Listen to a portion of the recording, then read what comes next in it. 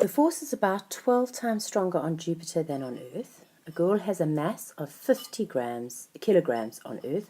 What is the girl's mass on Jupiter? Your mass doesn't change no matter where you are in the universe, so it's going to stay 50 kilograms. The force, the same story. What is the weight of the girl on Jupiter? So the first thing you do is establish what is the weight of the girl on Earth. 50 times 9,8. But it's 12 times more than that. Times 12, and you land up with 5,880 newtons. Calculate the gravitational acceleration at a point that is that far from the center of the Earth.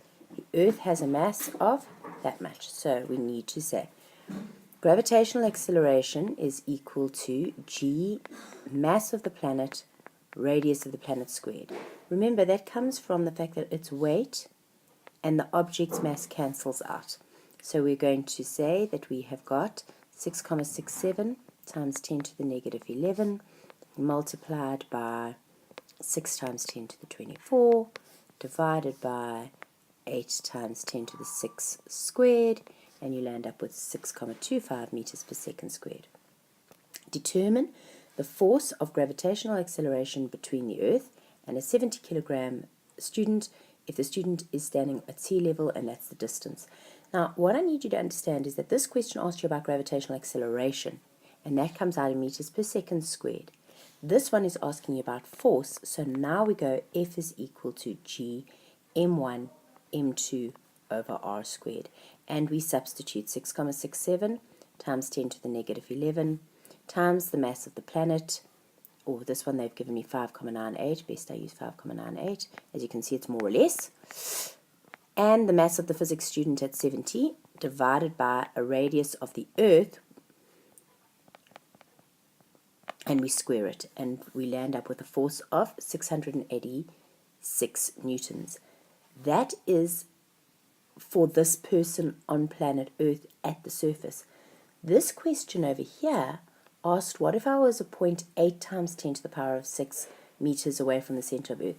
In other words, in this question over here, my gravitational acceleration came out to be less than 9,8 because the person was somewhere out well beyond the radius of the Earth.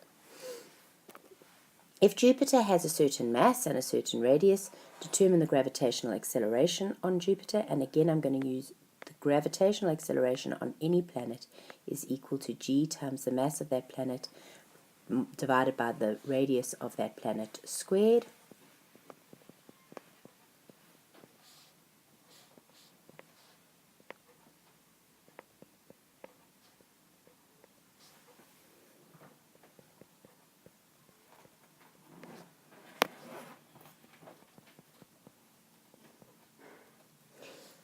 And we land up with an answer of 2,6 times 10 to the negative 5, 0,0025 meters per second squared, which is a whole lot less than we've got on planet Earth. We think, but Jupiter's really, really big.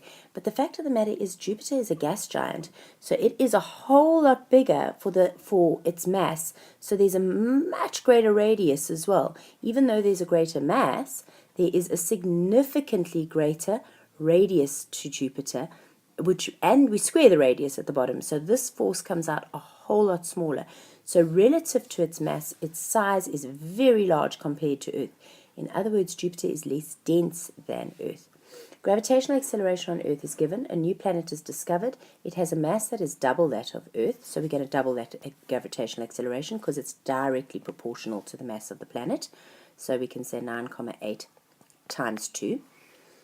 And it has a radius that is half that of Earth, which means that I need to, if I'm going to halve the radius, I'm just going to work up here. That really comes out to be a quarter at the bottom, and a quarter at the bottom becomes 4 at the top. So it turns out to be 8 times 9,8 meters per second squared.